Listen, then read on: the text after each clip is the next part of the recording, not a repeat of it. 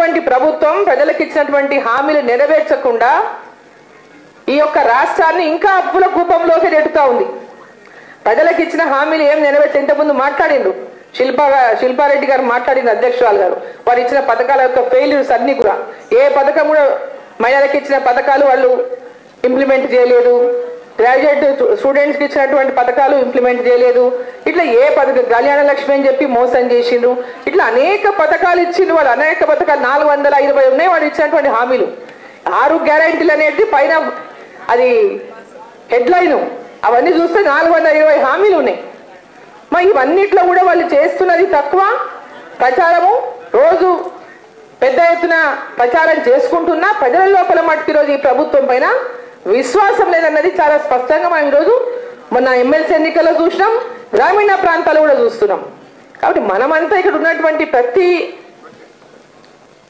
పెద్ద ఎత్తున వచ్చినటువంటి నా తోటి మహిళలందరికీ కూడా మనకు అధికారం తెలంగాణలో రావాలి, భారతీయ జనతా పార్టీ అధికారంలోకి వస్తేనే ఇక్కడ ఉన్నటువంటి తెలంగాణ రాష్ట్రంలో జరగాల్సినటువంటి అభివృద్ధి కానీ, అదేవిధంగా పెద్ద ఎత్తున మహిళల కోసం ప్రోత్సాహం అందిస్తున్నటువంటి అనేక లోన్స్ విషయంలోనే కానీ, స్టార్టప్ల విషయంలో కానీ, ముద్రా లోన్లే అనేక పథకాలు, ఈ పథకాలన్నీ కూడా మనకు అందాలన్నప్పుడు ఇక్కడ మన ప్రభుత్వం ఉన్నప్పుడు అవి చేరువ కావడానికి అవకాశం ఎక్కువ ఉంటుంది.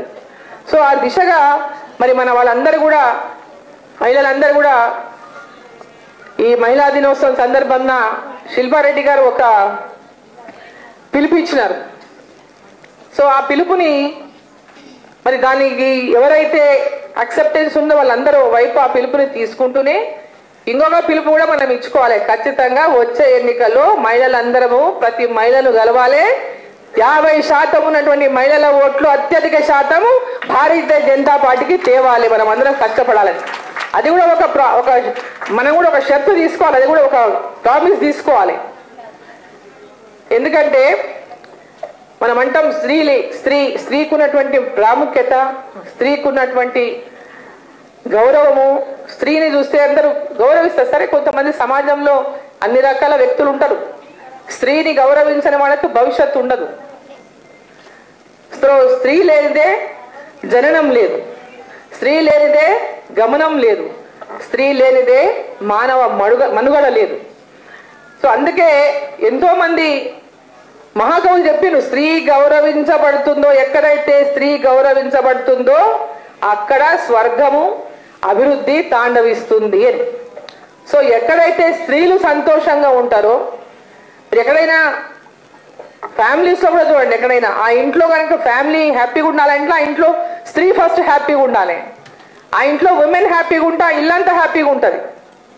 సో ఎందుకంటే ఇంటిని పెద్ద ఎత్తున ఈరోజు ఒక కుటుంబాన్ని నడిపించేటటువంటి స్త్రీ, ఆమె మీద డిపెండ్ అయ్యా కుటుంబం అభివృద్ధి చెందుతుంది.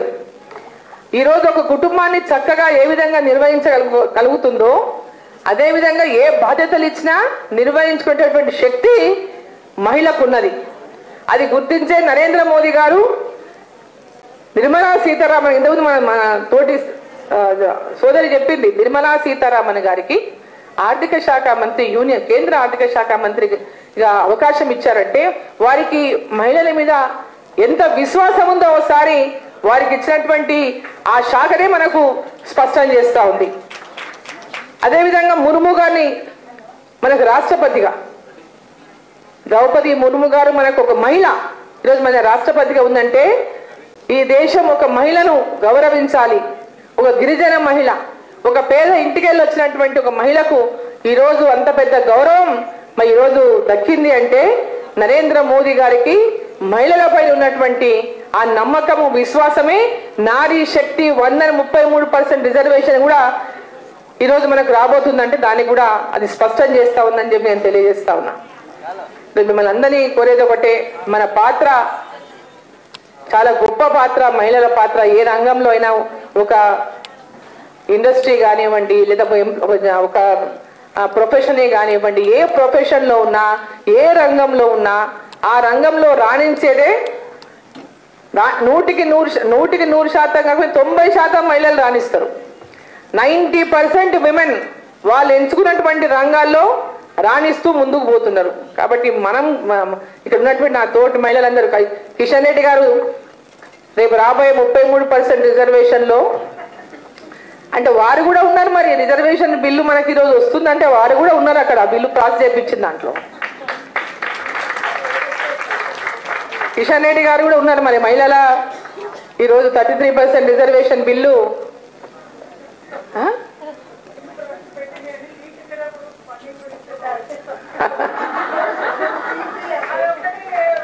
కాదు కాదు కాదు ఇప్పుడు మనం ఇక్కడ అడుగుతామని బాగుంటది కదా. సీట్లు ఇస్తారు, మీరు గెలిస్తే స్వీట్లు కూడా ఇస్తారు. కాబట్టి ఇక్కడ చాలా గొప్ప అవకాశం భవిష్యత్తులో మన వాళ్ళకందరికీ రాబోతుంది.